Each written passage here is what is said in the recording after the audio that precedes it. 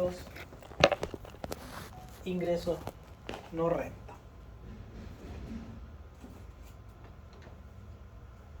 ¿Me las palabras? No, pero venían ahí. A ver, vamos a verificar.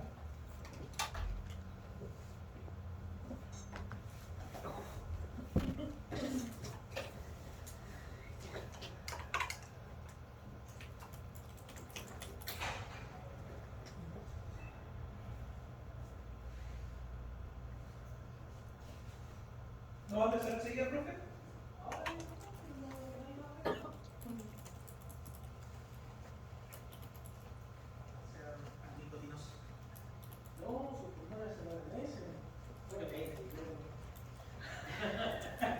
No, pero no se aplicaba a la apuesta. Ahí para los dedos y con los dedos con el push.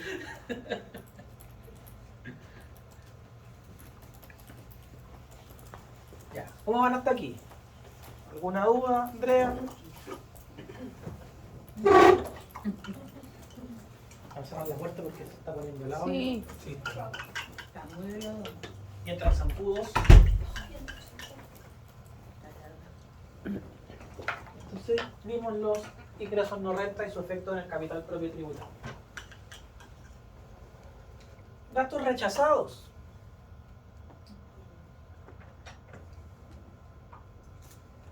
¿Qué gastos rechazados? Vamos a poner.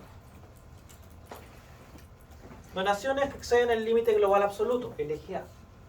¿Qué son las donaciones que exceden el límite global absoluto para que mi tía me entienda y no me ponga cara de estar colgada?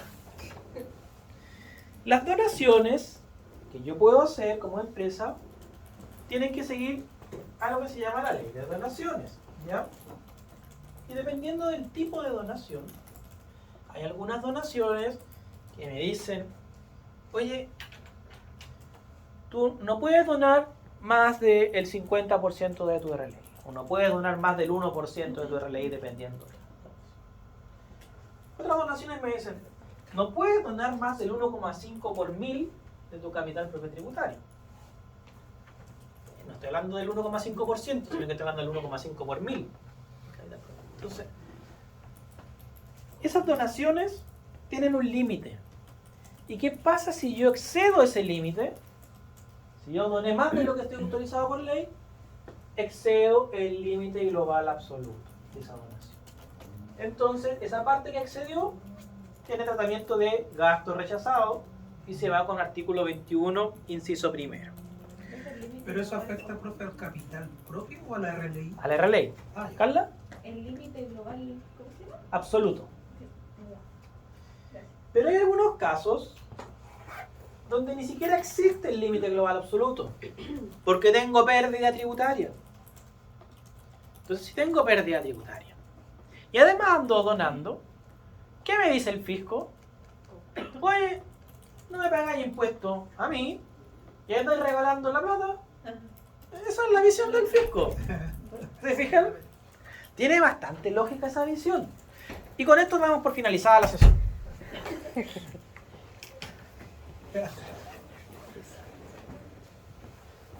Ya. No puedo donar si tengo pérdida tributaria, porque no tengo el límite global absoluto. Tengo que tener una utilidad, un RLI, para poder decir, no puedes donar más del 1%, o no puedes donar más del 5% de tu RLI. ¿Sí? Consulta, pero ¿y si por ejemplo la donación la hace antes del cierre y no sabe que va a tener pérdida? ¿Puede especular? A fin de año se va a ver si excedió el límite global absoluto. Por lo tanto, si tengo pérdida, todas las donaciones, salvo algunas, en particular porque su norma lo dice, excede el límite global absoluto y es rechazado. Las multas fiscales, obvio que no son un gasto aceptado. ¿Se acuerdan que les dije?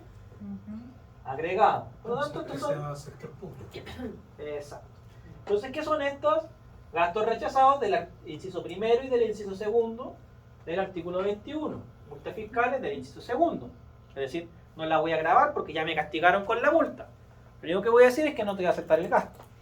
Profe, disculpe, una pequeña observación, digamos, cuando usted nos enseñó a hacer el cálculo del 14E, ¿Sí? después de la renta líquida, bueno, abajo estaban los retiros, remesas y distribuciones y habían gastos rechazados. Del inciso segundo. ¿Ese es un ejemplo? Este es un ejemplo. Ya.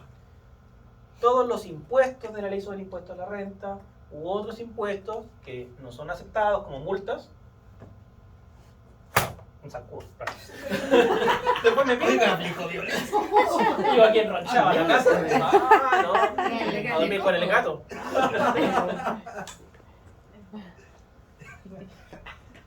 Por lo tanto, los del inciso segundo, no aplico artículo 21 inciso primero, porque son del inciso segundo, no le aplico la multa del 40%, y los otros sí le aplico el impuesto de multa del 40%. Aquí tengo las multas fiscales, inciso segundo, lo que excedió la LGA, inciso primero. Se lo agregué a la RLEI. Es decir, aumenté mi impuesto a pagar, aumenté mi utilidad. Pero aquí la pregunta es, no, porque esto ya lo saqué del capital propio. Y aún desembolso. Si yo dejo esto así, capital propio inicial, RLI, capital propio final, y lo comparo con mi capital propio, por el método del activo, va a estar descuadrado. ¿Por qué? Porque aquí ya las lucas no existen en el método del activo, ya las saqué de la empresa. Pero cuando lo miro a través de la razonabilidad, me falta hacerle este ajuste. Porque estas lucas ya salieron de la empresa, producto de que pagué la multa y por producto de que hice la donación. Por lo tanto, aquí lo cuadro.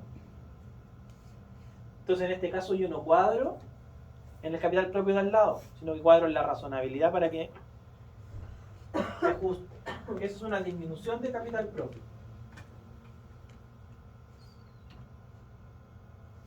Beneficio del 14E. Ya lo explicamos, pero veámoslo con un ejemplo.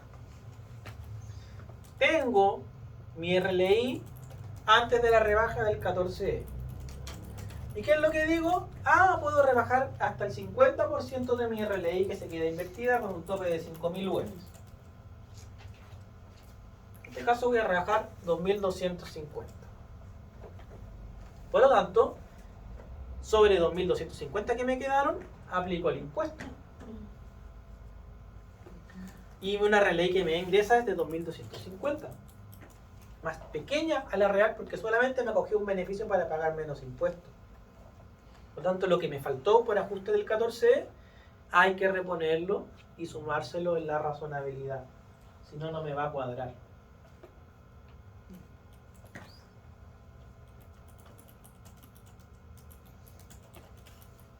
Pérdidas de arrastre. Acá está lo que les decía hace un ratito.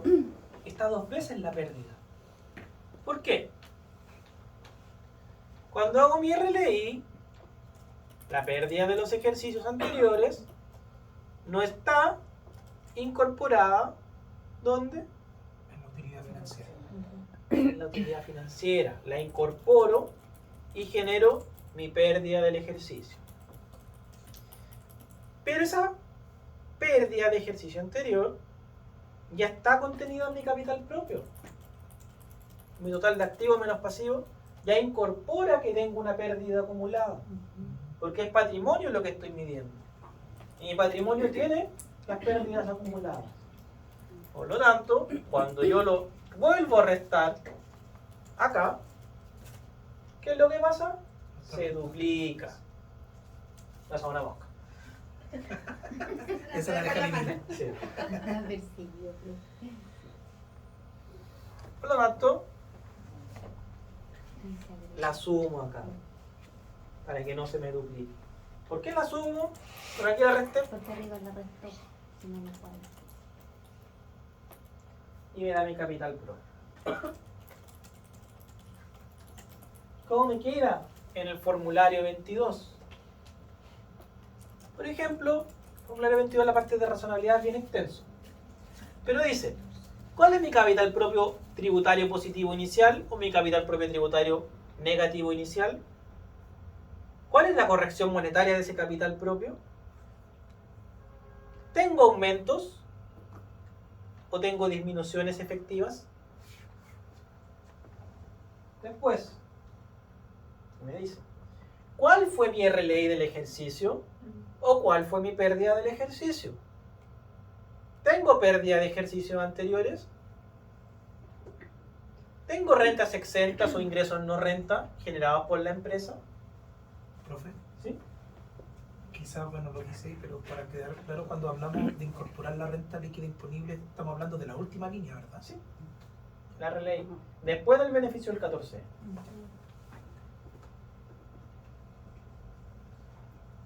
¿Tengo pérdida por rentas exentas o ingresos no renta? Buena pregunta, porque fíjense, si yo tengo utilidad, la sumo. Pero si tuve pérdida en ese tipo de operaciones, voy a tener que restarlo.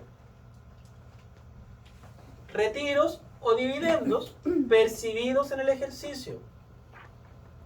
Utilidades percibidas afectas a impuestos finales imputadas a la pérdida tributaria. Todos estos son resultados que no me ingresaron vía RLI. Remesas, retiros o dividendos distribuidos. Dijimos que eso era una disminución de capital. Partidas del inciso primero o del inciso segundo del artículo 21. Aumento del ejercicio por reorganizaciones o disminuciones por reorganizaciones. Fusión, transformación, aumento de capital, conversión, ingreso diferido por cambio de régimen, que eso lo vamos a ver el próximo trimestre. Crédito total disponible contra impuestos finales, eso lo vamos a ver más adelante, que tiene que ver con tributación internacional. Me traigo créditos pagados en el extranjero. El ahorro del 14. Existe algo que se llama impuesto de primera categoría voluntario. ¿Sabían? Una empresa puede acogerse a pagar impuestos de primera categoría voluntariamente. Te vas a decir, pero está loco. ¿Por qué va a pagar voluntariamente impuestos de primera categoría? ¿Alguna obligación de dar? No, Beneficio. amortizar lo que te Sí. tocó pagar. ¿Es como el PPM? Así es, los dos tienen razón. Mm. Imagínense que tengo utilidades financieras. Se me acabaron las utilidades tributarias. Se me acabaron los créditos que yo puedo repartirle a mis dueños. Pero la empresa tiene lucas porque financieramente tuvo un buen resultado. Entonces, les voy a pasar más dividendos. Pero los dueños están así, oye, momentito, pero me vaya a perjudicar porque esas utilidades vienen sin crédito. ¿Cómo les puedo dar crédito? Paga impuestos voluntarios sobre ese retiro. Y le doy un crédito. Y como pagué voluntario, queda sin restitución. A 100% de crédito, aunque sea 14 años. Maravilloso. Maravilloso. Fíjate que hay empresas que lo usan. Y se reajusta. Además. Y se reajusta. Otros ajustes y me da mi capital propio positivo o negativo según corresponde. Hay como menos alumnos. Se fue la. Sí, se fue la Denise Lilis. por la. Y la Nay se la fue a Neis. clase. Se fue a la otra clase. Sí, la traidora se fue a otra clase. Quedó fichado. A todos nos tienen que Los ProPyme también calculan. ¿Ya? Existe una metodología que está en la misma ley para los ProPymes. ¿Y qué es lo que nos dice esa metodología? Dice, al capital aportado, organizado correctamente, súmele las bases imponibles de primera categoría de todos los años. Más todas las rentas percibidas y participaciones. Y las disminuciones de capital. Y los valores del inciso primero del artículo, inciso segundo, artículo 21. Y distribuciones efectuadas. Aquí no, está muy simplificado. ¿Ya? En otras palabras, me dice, y hágalo esto históricamente. ¿Ya? ¿Qué quiere decir?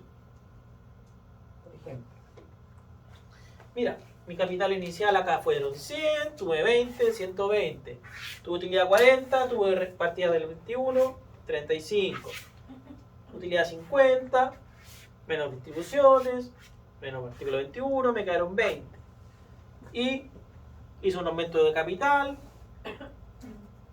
más la RLI, y ahí voy calculando. ¿Se fijan? Entonces, esta metodología es media extraña. Es la metodología de la ley. Muy rara.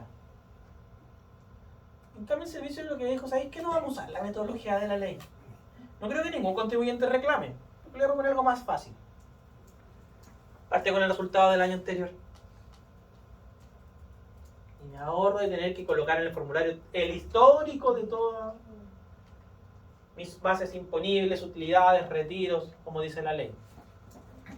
¿Por qué? Parto con el año anterior. Y hago lo mismo. Capital aportado. Pero fíjense, no hay corrección monetaria. No hay ajuste por corrección monetaria en los ProPymes. Los ProPymes no usan corrección monetaria. ¿Ya? Eso a Esa ustedes es les va la a gustar. diferencia. Vamos a ver el próximo trimestre. ¿Por qué no nos va a gustar a nosotros, profe? ¿Les va a gustar, po? No usan corrección monetaria. Pero ¿cuál es la diferencia entre qué tenemos que calcularle y no calcular? Mejor no calcular. Ya, calcular, po. claro. Te va a dar el valor. Es que esa es otra cosa. Te ponerle no valor. Mejor mire otra cosa. Fíjate. Entonces los ProPymes no usan corrección monetaria. Y después todo lo mismo. ¿Ya? Exactamente lo mismo. Pero una parte un poquito más simplificada. Y el transparente me dice, la ley, usted no calcula el capital propio cuando tenga ingresos superiores a 50.000 UF. Y eso el servicio no lo entendió muy bien. Porque el servicio igual le pide a los contribuyentes con ingresos menores a 50.000 UF igual hacerlo. ¿Ya? Y este se calcula igual que el ProPyme en general, el que acabamos de ver, sin corrección monetaria. Capital propio para fines municipales. ¿Cómo calculo la patente municipal? El valor de la patente será de un 2,5, 2,5 por mil, a un 5 por mil, a un 5 por mil del capital propio. Fíjense, no es 5%, es 5 por mil. No divido el capital propio en 100 y lo multiplico por 5, lo divido por 1000 y lo multiplico por 5. Esos son los topes. El valor determinado no podrá ser inferior a una UTM, ni superior a 8000 UTMs. ¿Ya? Es el monto a pagar. O sea que si llega a dar menos que un UTM, lo van a ajustar a 1. Exacto. Pero ojo, como dijo el profesor Salomón, ¿cómo dijo? Ojo, pestañas, ceja. No, guachalomo. ¿Ya? Ojo, el ProPyme transparente dijimos que no calculaba, pero el servicio igual le pedía. Bueno, el ProPyme transparente, para efecto de la patente municipal, no tiene capital propio, si tiene ingresos menores a 50.000 UF. Y si un contribuyente tiene capital propio negativo o no tiene capital propio, ¿qué patente paga?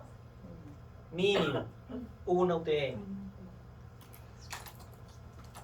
Cuando se estaba debatiendo la modernización tributaria, había un amplio consenso en todas las bancadas de los señores del Congreso que los ProPymes no pagaran. O sea, que los ProPymes no determinaran capital propio tributario. Y así va el proyecto. Ningún ProPyme iba a determinar capital propio tributario. Pero la Asociación de Municipalidades se presentó al Congreso y dijo, si ustedes hacen esto, es un desastre, porque significa que el 90%, 95% de los contribuyentes de Chile no van a determinar capital propio, por lo tanto, no va a pagar patente municipal o va a pagar el mínimo y los ingresos municipales van a caer en todo Chile. Por lo tanto, pudieron corregir a tiempo. ¿Y qué dijeron? Ya, entonces el ProPyme general va a calcular y el ProPyme transparente solo cuando tenga sobre 50.000 UF. El inciso tercero del artículo 24 de la Ley de Rentas Municipales, ¿qué es lo que dice? Para efectos de este artículo se entenderá por capital propio inicial el determinado por el contribuyente de acuerdo a las normas del artículo 41. Bueno, ese artículo no lo cambiaron con la modernización tributaria. Como les decía, antiguamente la definición de capital propio, ¿dónde estaba? En el artículo 41. ¿Y dónde está hoy día? En el 41. En el 2, número 10. En el 41 están las normas de corrección monetaria. A partir del AT 2009 se modificó la obligación de los contribuyentes de informar su capital propio en las municipalidades. En 2009 iban los contribuyentes después de la renta, con su balance, con su formulario 22 a la municipalidad y decían, mire, este es el capital propio que informé en el servicio. Y ahí les creían, ya, ok. Y ahí les aplicaban el valor de la patente municipal. Desde el AT 2009 es el servicio quien provee de esta información a las municipalidades. Servicio de la mano. ¿Cuántos contribuyentes hay en Viña? Todo esto. Toda municipalidad de Viña. Ahí están todos los contribuyentes de Viña con sus capitales propios respectivos. Hayan declarado o no hayan declarado. Si no declaró la renta, capital propio, 0, paga el mínimo. Por eso los que no declaran, igual llega a la municipalidad a cobrar. Y generalmente cuando a veces no declaran es porque no han hecho término de giro.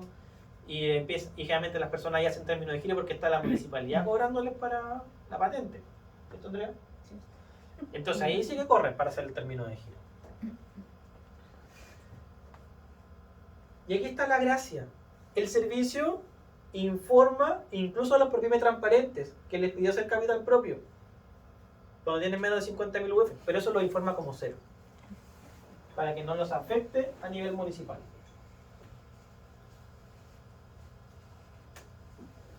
Los contribuyentes que no están obligados a demostrar sus rentas según un balance, es decir, que no determinan capital propio, también utilizan la patente mínima.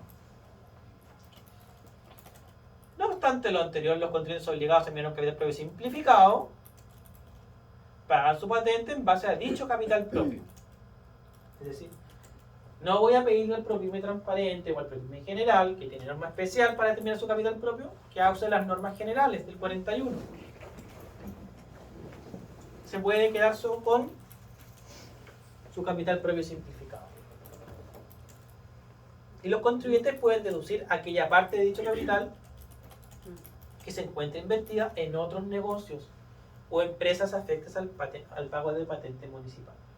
Es decir, la matriz puede deducir la parte de su patrimonio que está invertida en filiales. Y esas filiales están pagando patente. En otras palabras, ¿qué estamos diciendo? Que las sociedades de inversión no pagan, porque deducen la participación de sus filiales. ¿Cómo se demuestra esto? Con contabilidad fidedigna y certificado del pago de la patente en la otra municipalidad, o puede ser incluso en la misma municipalidad donde está pagando la filial. Otras aplicaciones del capital propio tributario. Bueno, el efecto en la RLI, ¿se acuerdan? La corrección monetaria del capital propio inicial, corrección monetaria de los aumentos y disminuciones.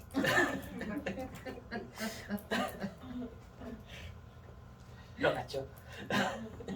Ahorita están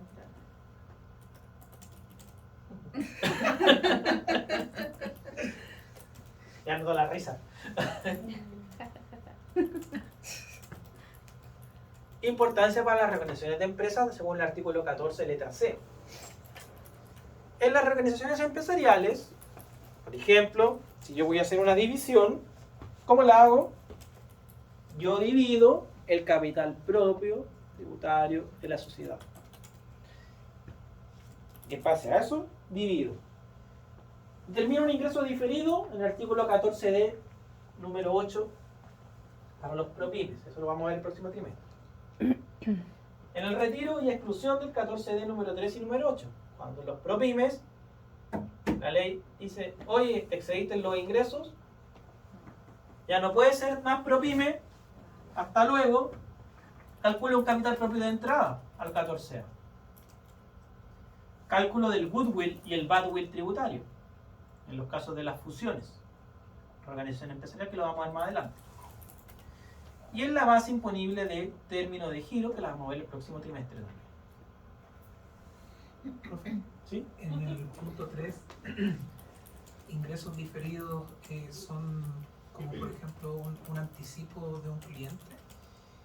No, ya que lo preguntaron, les explico. El PROPYME transparente no controla utilidades acumuladas.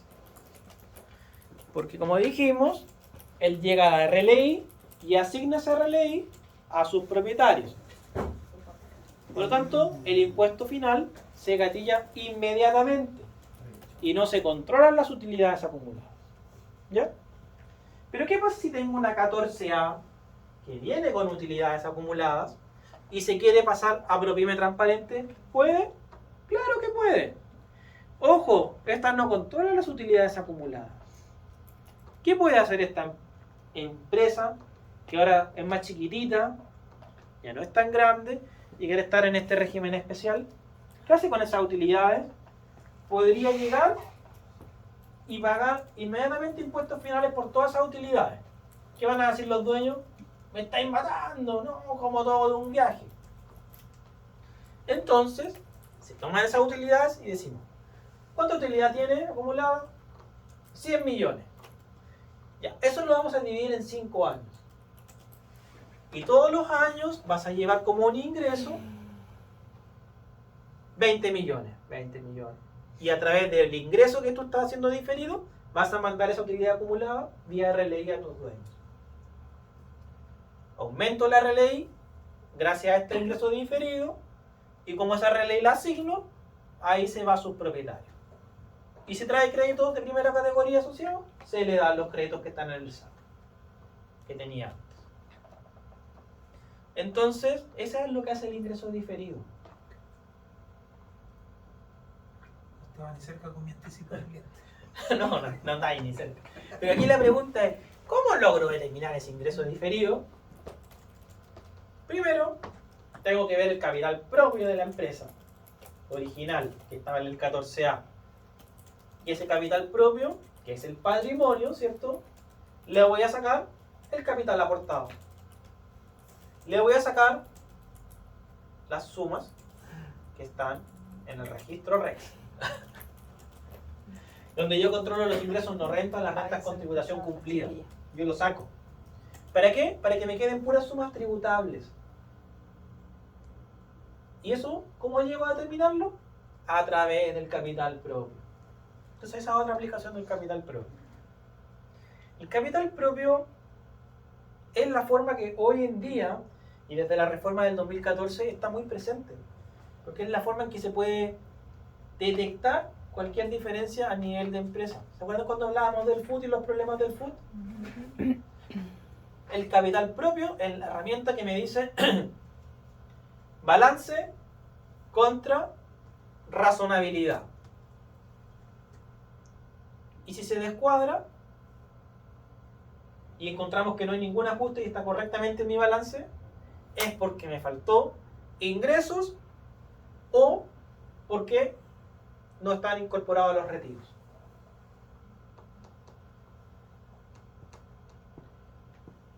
Si según capital propio tengo 100 millones de capital,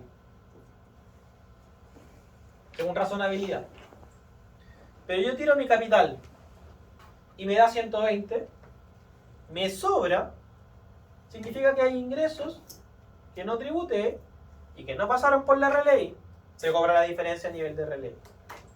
Al revés, mantengo mis 100 según razonabilidad, pero según balance yo llego a un capital propio de 70.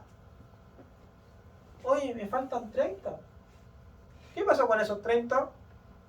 No son ingresos porque ahora va para abajo. Los dueños se lo llevaron para la casa. Retiro. El capital propio es la herramienta que me permite cuadrar los registros de renta empresariales con la RLI a través de la razonabilidad. Y esa es la gran diferencia con el FUT. Es lo que no lograba capturar el FUT. La pregunta, ¿era necesario derogar el FUT para hacer esto? Tal vez sí, tal vez no. Tal vez si yo le dotaba más de herramientas de fiscalización al servicio, no era necesario eliminar el food. Pero Alguien tenía que pagar los platos rotos, pues le echaron la culpa al food y crearon esto. Pero también perfectamente se hubiese podido decir, haga la diferencia entre capital propio y tributario, razonabilidad, compare con el food, que son las utilidades acumuladas. Si faltan, son retiros. Si sobran, son ingresos que no se incorporaron. Perfectamente se pudo haber hecho, pero crearon algo nuevo. ¿Ya?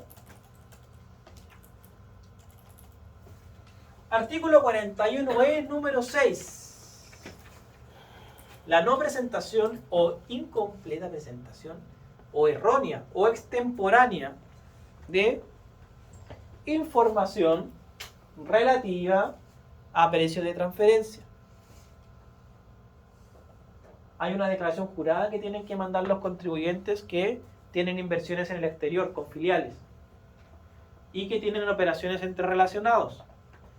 Eso se llama precios de transferencia. O explicarlo de una manera sencilla, un precio de transferencia. Hay una declaración jurada que se hace por eso. Sí, la 1929. Sí. ¿Ya? Entonces, imagínense que yo tengo una empresa. Si yo le vendo a una empresa que está en el exterior, por ejemplo, en Chile. Chile tiene una tasa de impuestos muy baja. O le vendo a BVI, British Virgin Islands, en las Vírgenes Británicas. También tiene tasa casi cero. Entonces, ¿qué es lo que pasa si les vendo a esas filiales?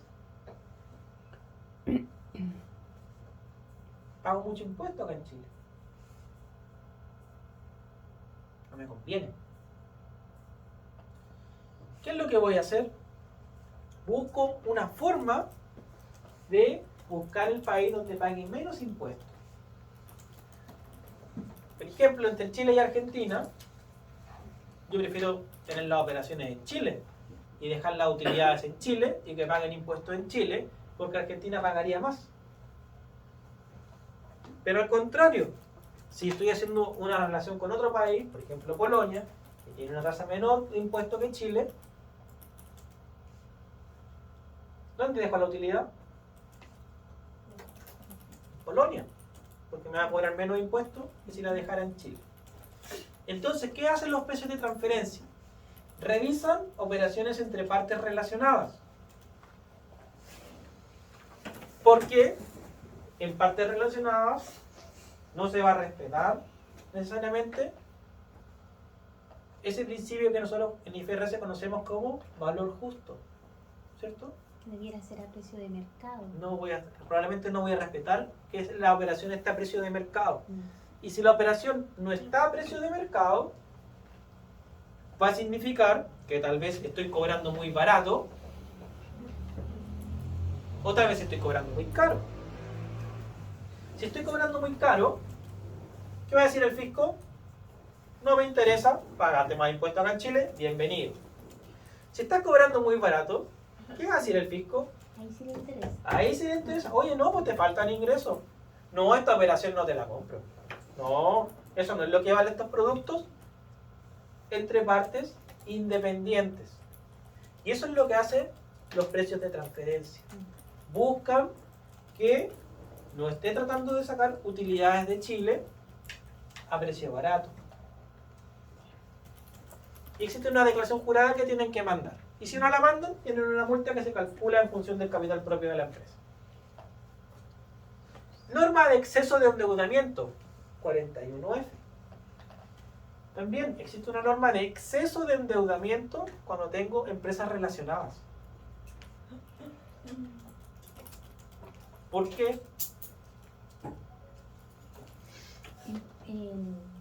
Entre empresas relacionadas, me acuerdo cuando íbamos consolidados con el profe Oscar, ¿Sí? dejábamos afuera las cuentas por cobrar y las cuentas por pagar entre empresas relacionadas. Como Ya. que no hay deuda entre empresas No hay deuda. relacionadas.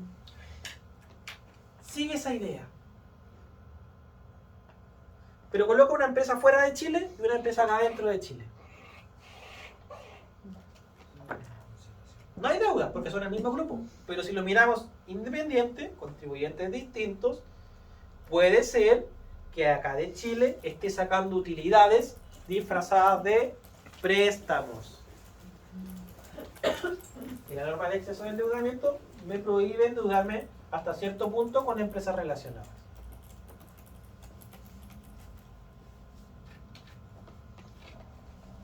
(41G) rentas pasivas.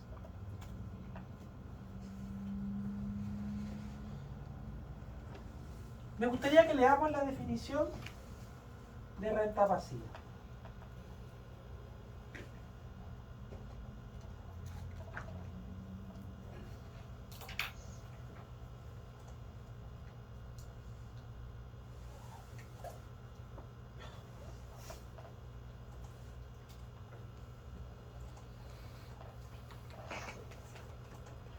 No obstante lo dispuesto en el artículo 12, ¿se acuerdan? Que tributo por rentas de fuente chilena o rentas de fuente mundial, la sociedad situada en Chile, que voy a entender por situada en Chile.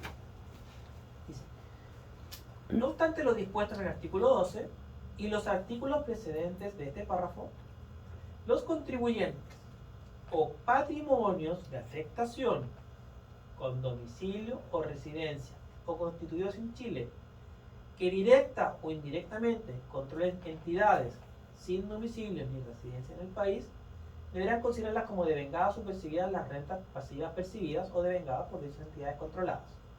¿Por qué? Porque la norma general de tributación internacional dice que yo tributo por percibido. Entonces me está diciendo, yo soy un contribuyente, está recibiendo rentas o está devengando rentas del extranjero, que se llaman rentas pasivas, yo las voy a hacer tributar en Chile en base a percibido o devengado. Pero lo más interesante es la norma y definición de contribuyente. ¿Se acuerdan de las normas de IVA cuando definía vendedor, prestador de servicio? Como que no. Lo vieron con el profe Rigoberto.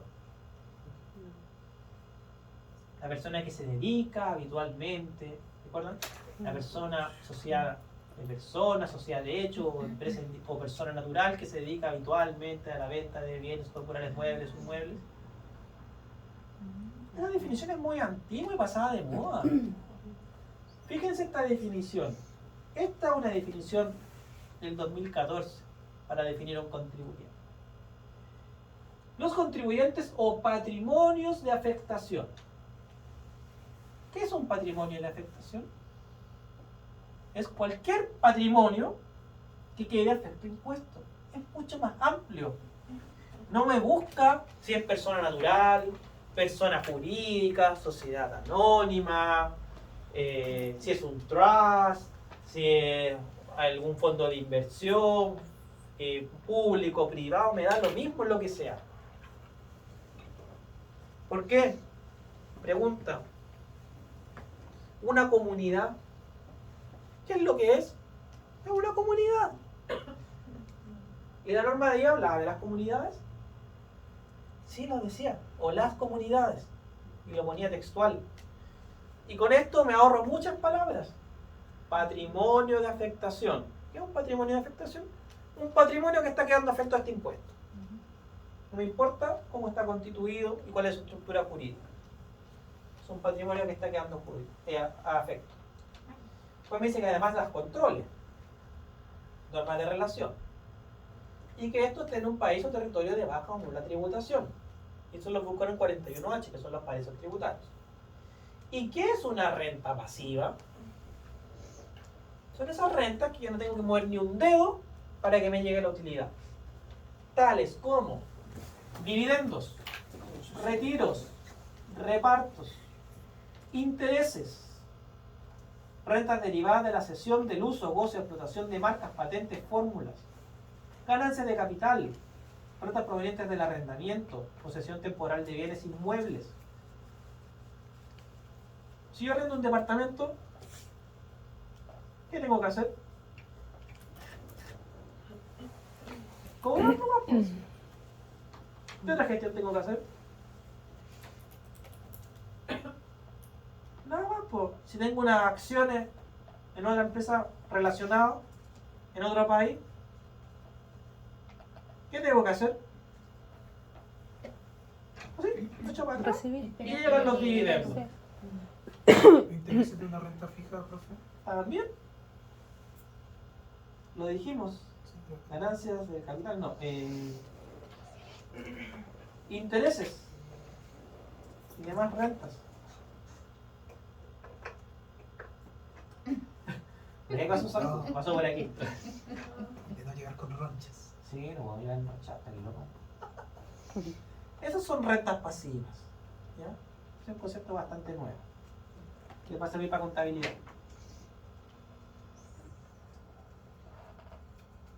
Si esta empresa incumple las obligaciones respecto de informar, registrar e informar las inversiones en rentas pasivas, multa.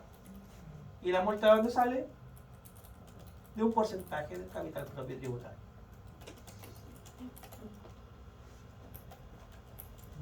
¿Dónde está la multa?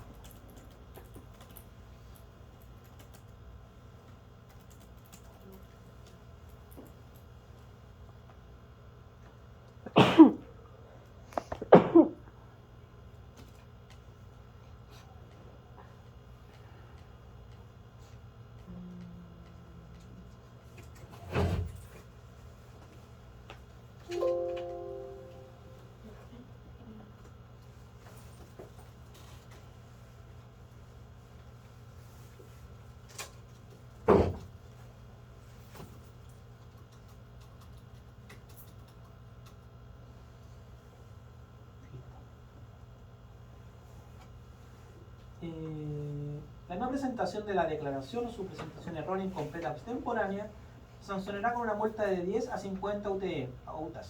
¿Ya? Vamos, 600 UTAS. ¿Cuánto serían 10 UTAS? Si una UTA vale 650.000, Esa misma porque... no, un poco más, 720.000. Más o menos. 10 UTAS, 7 millones. 50 UTAS por 5. 35 millones. La multa. Acuática. Se los alca.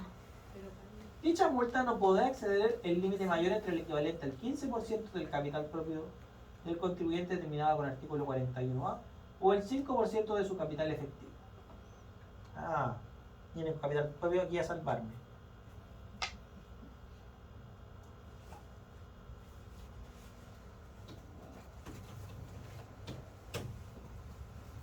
¿Estamos listos con capital propio? ¿Alguna duda? 1000 dudas. Sí. Ya, den vuelta a la página. Ay, que viene otra presentación. Rentas del trabajo. Y ahora, brainwash, lavarse el cerebro. Rentas del trabajo. Sí. No quiero escribir. En la playa.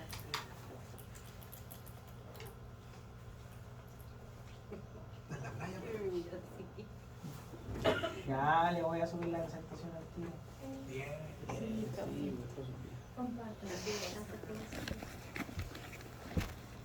Con mucha información, para que pase mucho tiempo. vamos.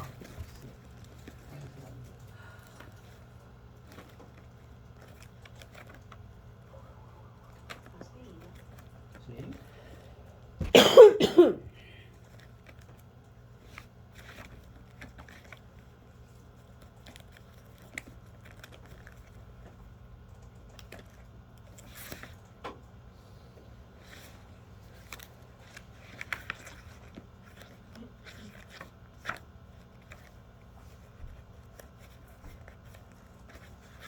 ¿Por qué se cuenta un chiste?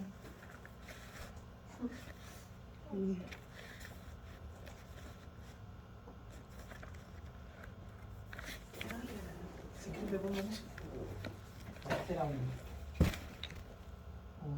tenedor. Iba con su amigo el cuchillo, se iban a pasear.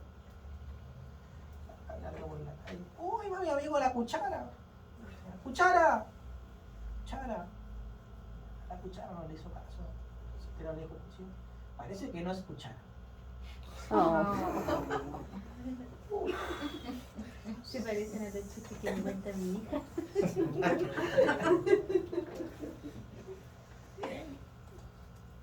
Se rieron. Sí, ese era el fin, ¿eh? Ya no vean más chistes. Rentas del trabajo. Base legal.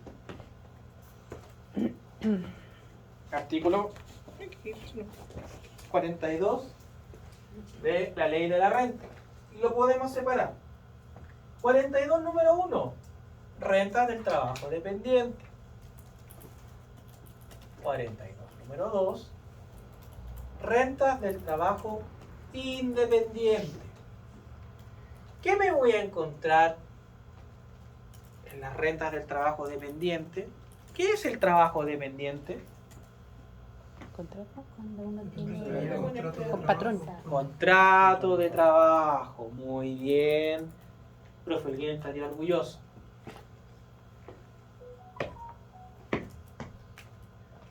Trabajo independiente.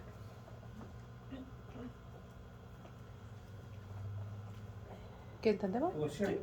¿Ah? Honorario. Comerciante. Honorario. Ojo con la definición. Comerciante. Es decir, una renta del comercio.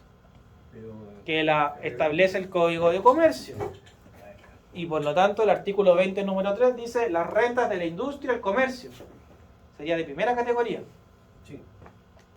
Comerciante no podría ser. Honorario. Honorario. Profesionales. Profesionales. Profesionales que están capacitados, digamos, para poder hacer una actividad de forma propia. Ya. Sin necesidad de estar dependiente de un empleador por un contrato. También, muy bien. Profesiones u oficios lucrativos. Patricio, ¿las cariñosas le dan boleta? No. No. Tenemos una evasión de la renta del trabajo independiente. Ahora fiscalizar. Sí, nos vamos a pedir ahora. Anda a auditar. Ahora tengo otra mirada.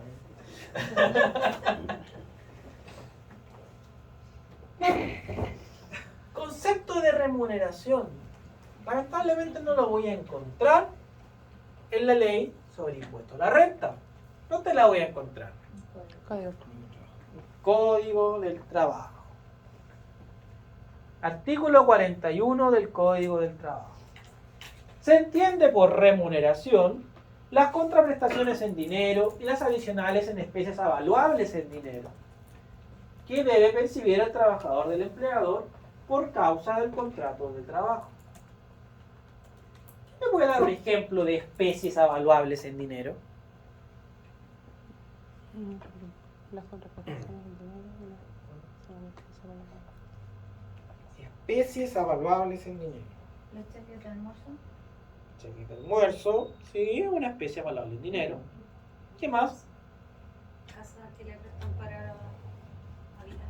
Sí, también. El pan que le van a los panaderos. También.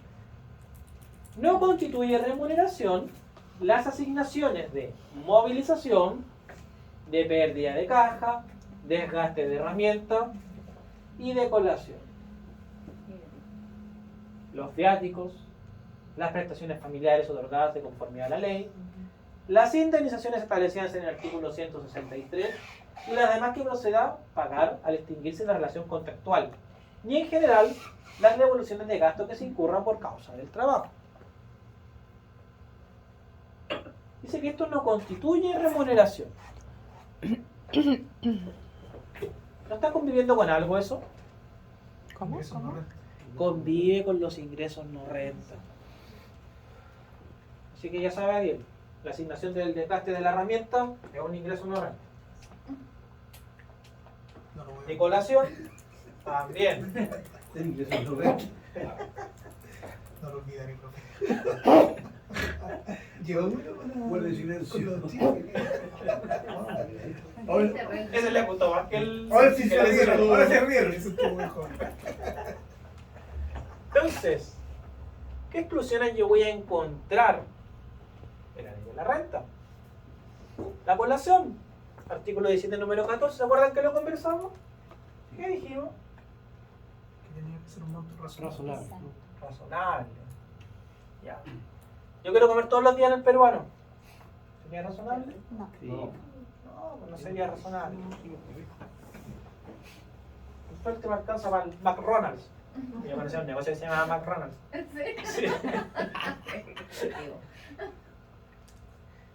Imagínate cómo era.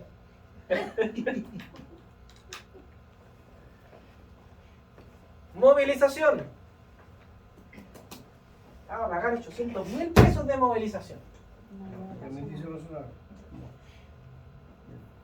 se dejaría fuera en lo que es el razonable, valor lo más demás económico. tendría que pagar impuestos. Exacto. Muy bien, se adelantó harto. Pero así es. Lo dijo usted en clase. Ah, buena Pero, atención. ¿qué dijo? Que no se escuchó acá. Dijo que respecto a esa movilización, solamente el monto que sea razonable a criterio del Servicio de Impuestos Internos sería un ingreso no renta y el exceso tributaría. Viáticos, lo mismo. IAS, ¿qué pasa con las IAS? La indemnización por año de servicio. Tengo una norma en el 17 número 13 y tengo unas normas que vimos recién en el 163 del Código del Trabajo, tengo que hacerlas convivir. Tengo indemnización por feriado legal y proporcional. Tengo devoluciones de gastos por causa de trabajo.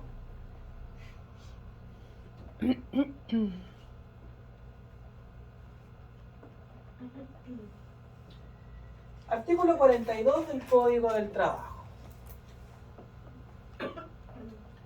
Tengo concepto de sueldo, sobresueldo, comisión, participación y gratificación.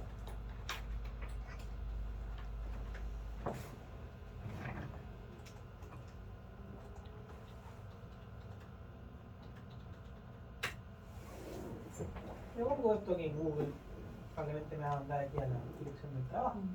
A Wikipedia. No, que miren la dirección del trabajo. Y van a poder encontrar mucho para repasar este tema. ¿Ya? No tengan dudas. Vamos al Código del Trabajo.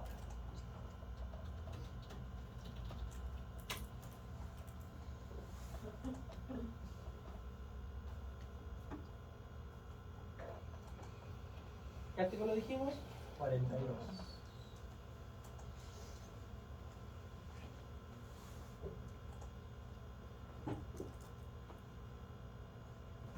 Constituye remuneración. Sueldo base, que es el estipendio obligatorio y fijo en dinero, pagado por periodos iguales, determinados en el contrato que recibe el trabajador, por la prestación de sus servicios en una jornada ordinaria de trabajo, sin perjuicio de lo señalado en el inciso segundo del artículo 10. El sueldo no podrá ser inferior a un ingreso mínimo mensual. Exceptúa de esta norma aquellos trabajadores exentos del cumplimiento de jornada, sin perjuicio de lo dispuesto en el inciso segundo del artículo 22. ¿Cuál era el inciso segundo del artículo 22 que ustedes memorizaron con el profe Luis?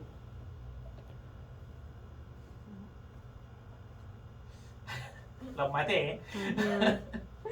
No le pusieron atención, tenían la cámara apagada, le han puesto. No. No entendía, pero era mucha información. Se presumirá que el trabajador está afecto al cumplimiento de jornada cuando debe registrar por cualquier medio y cualquier momento el día de ingreso o egreso de sus labores. Ya, van a contar todo lo demás. ¿Qué entiendo por sobresueldo? Que consiste en la remuneración de horas extraordinarias de trabajo. Requisitos legales para poder acceder a un sobresueldo.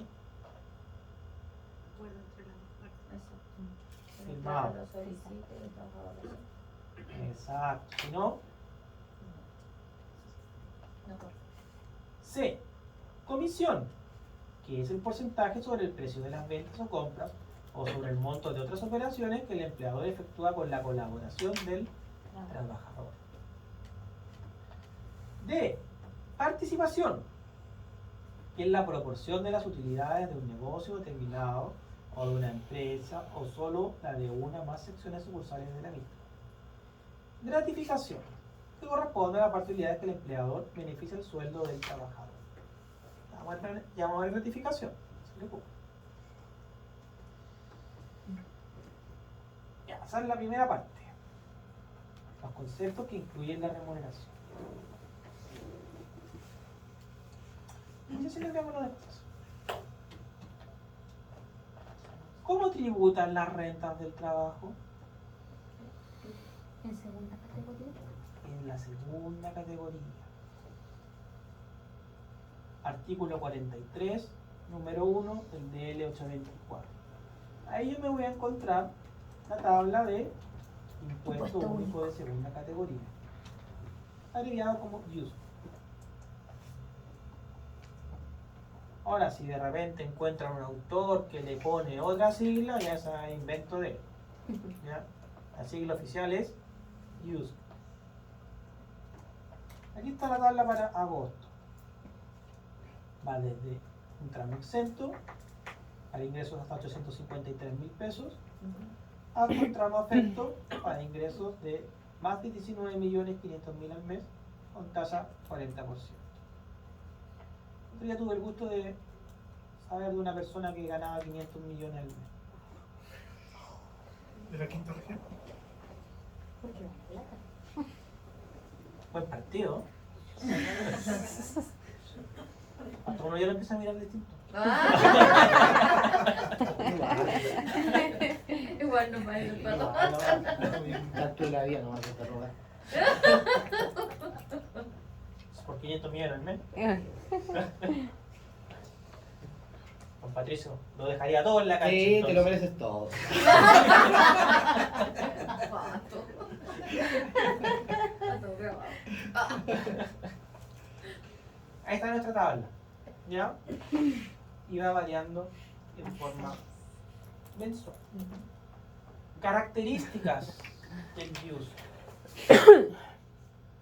Esta clásica pregunta de prueba. Es examen y examen. Esa ¿Cuáles son variación, las disculpe, características profe, esa del- variación la hace el servicio. ¿Qué cosa? La variación esa del La tabla en la ley está en UTMs. Por lo tanto, el Sería servicio el lo tiene. aplica el valor de la UTM y de la entrega. Ya, justo el cliente tenemos todo. Y esta es la ley de la renta. ¿Sí?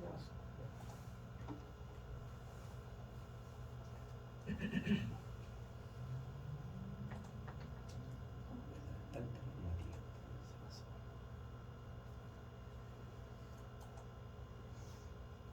43 número 1, las rentas.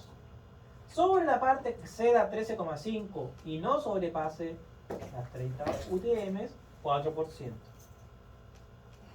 Después, 50, 30 y 50 UTMs, 8%. Entonces, la tabla está construida en UTMs y lo que hace el servicio te aplica la UTM del mes. ¿Ya? Y te da el valor preciso. ¿Ustedes han visto remuneración a esta altura de la carrera? ¿Han calculado remuneraciones? Sí.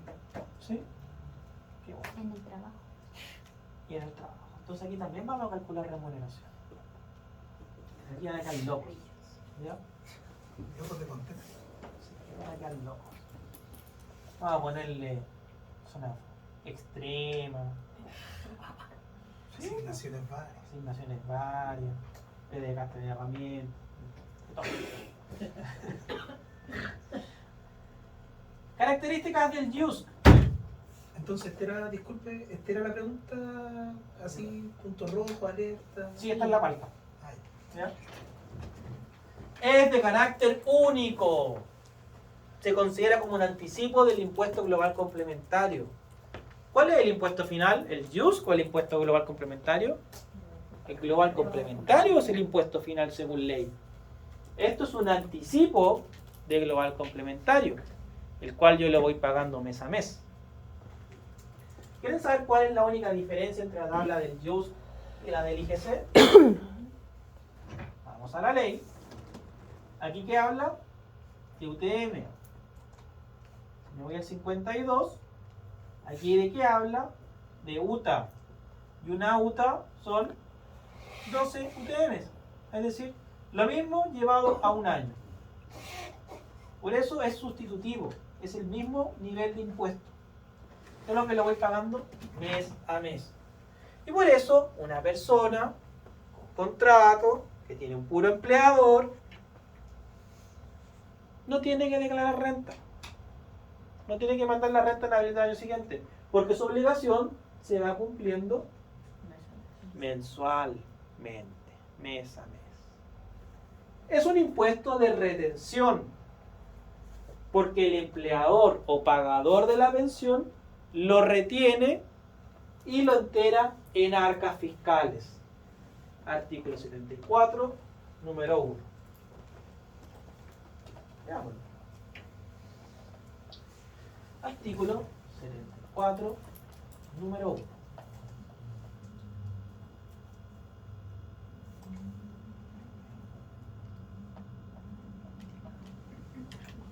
Están igualmente sometidos a las obligaciones del impuesto anterior, que es la retención del impuesto, es decir, las oficinas públicas que pagan rentas, deben retener el monto del impuesto, ¿cierto? Entonces, al estar retenido, está sometido a la misma obligación de retener impuestos.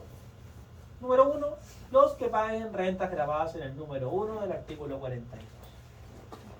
Es decir, que el contribuyente que está pagando sueldos tiene que retener impuestos. ¿Se acuerdan de las normas de código tributario que vimos en taller? ¿Quién estaba obligado a hacer inicio de actividad?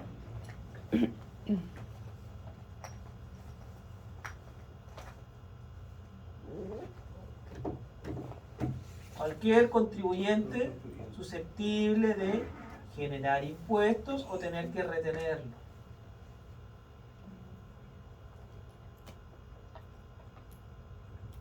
Perdón, a sacar RUT. Y después era a sacar inicio de actividad. Entonces, si un sindicato tiene trabajadores, si los trabajadores están devengando impuesto único, el sindicato está obligado a retenerles y pagar ese impuesto. Esto aplica entonces para todo tipo de contribuyentes. No importa si es con fines de lucro, sin fines de lucro, si es gigante o si es micro. Lo importante que es retener el impuesto por la norma del 74. Si yo pagué renta grabada en el número 142, tengo la obligación de retenerla y enterarla en arcas fiscales. Es progresivo. Va aumentando la tasa. Se calcula en base mensual, todos los meses. Marginal. Me coloco en el lugar de la tabla que me corresponde. Y en base a percibido. No es en base a devengado, es en base a percibido.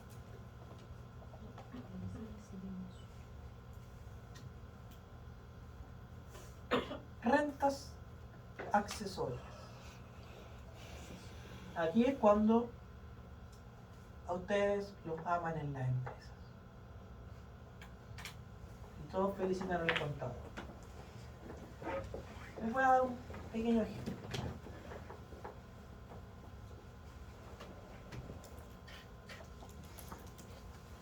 Tengo una tía, ya está jubilada, pero antes trabajó en 2 transnacionales muy grandes.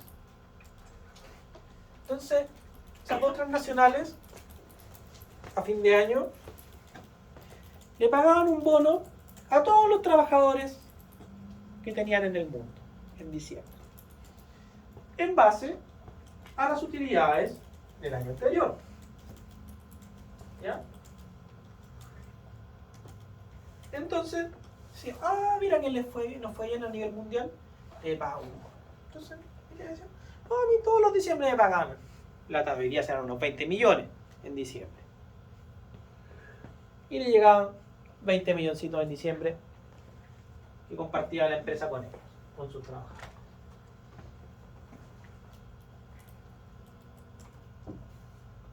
¿Dónde queda ese bono?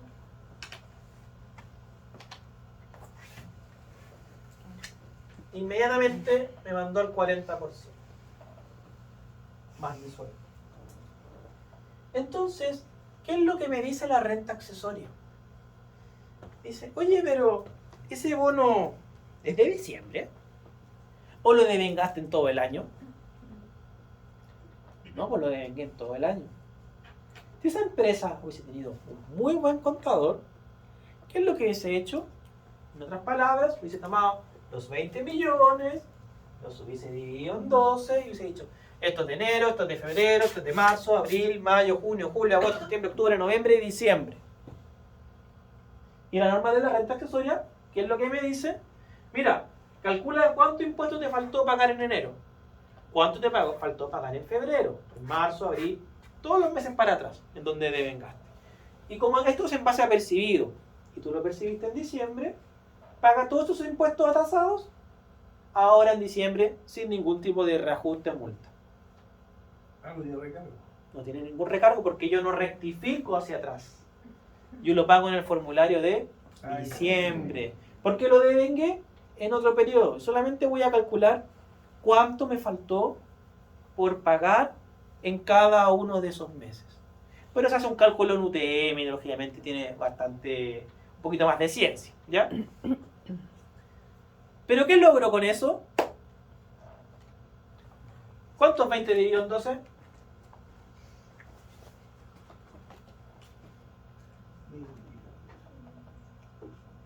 1.6 periódico. 1.6. ¿Dónde me quedó el bono? 0,4. En el 4% en vez del 40%. ¿Hay un ahorro? Sí. Hay un ahorro gigantesco. ¿Y por qué les decía que a la gente le gusta cuando los contadores hacen estas movidas? Por eso, po. ¿Cuánto ahorro le están generando a los trabajadores? Y ojo, esto no es para nada ni evasivo ni elusivo. Porque la norma dice, si esto tú lo devengaste a lo largo de varios periodos, entonces hazlo tributar en base a devengado y devéngalo en todos los periodos. Solo que ahora me pagan los impuestos que me debes. Otro caso clásico. Si en una empresa se pagan bonos cada 3 meses, ocurre el mismo efecto. Y yo podría decir, en el mes 3 recalculo cuánto me faltó pagar el impuesto del mes 2 y en el mes 1. Y eso lo pago todo en el mes 3. Eso sale en el artículo 45 y 46 de la ley de la renta. Vamos a buscar la circular de rentas accesorias.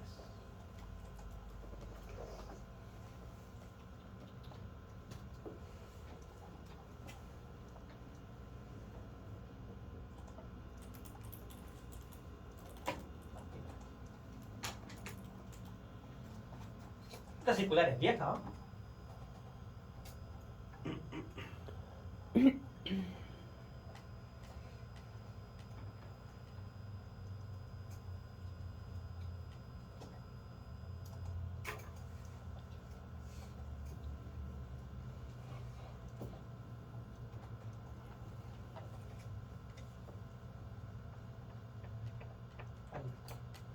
Circular 37 del año 90.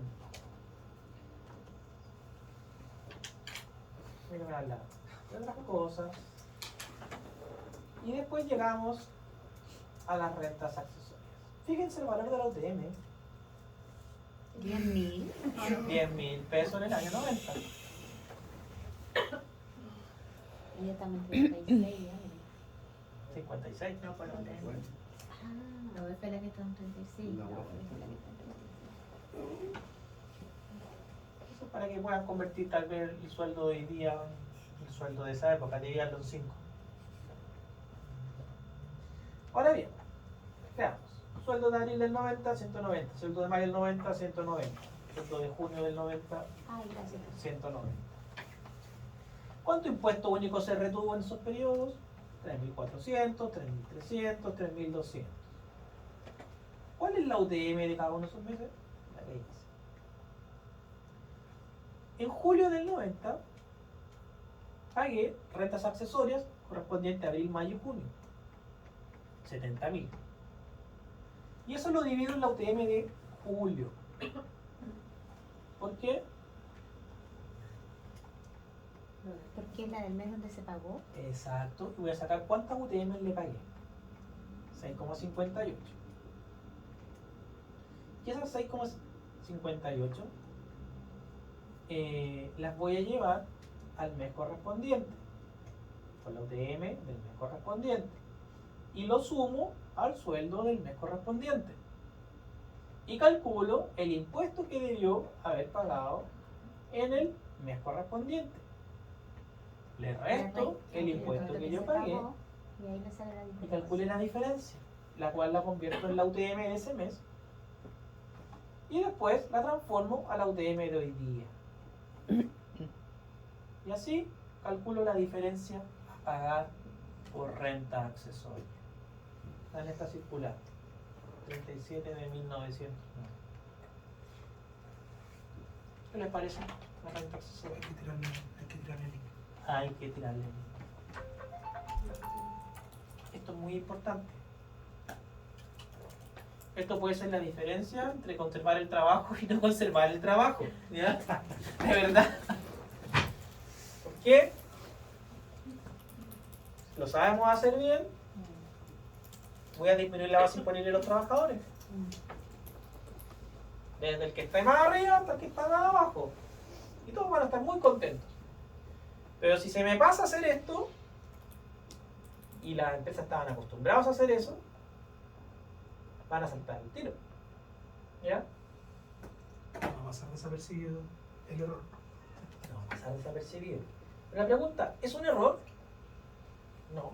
Es una franquicia a la cual yo me acojo. ¿Ya? Es un beneficio tributario que me estoy acogiendo. Ya, dejémoslo por aquí porque le he dado muy duro hoy día.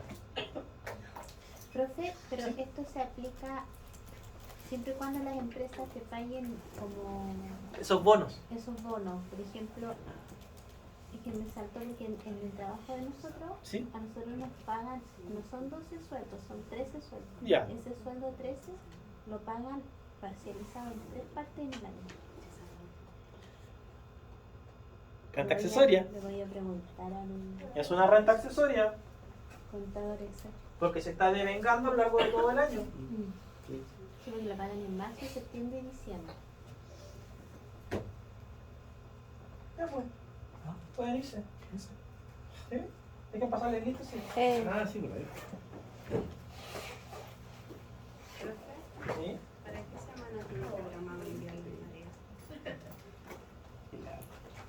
Voy a preguntarle el lunes y le voy a subir 2. Con tiempo extendido, ¿cierto? Sí, como siempre.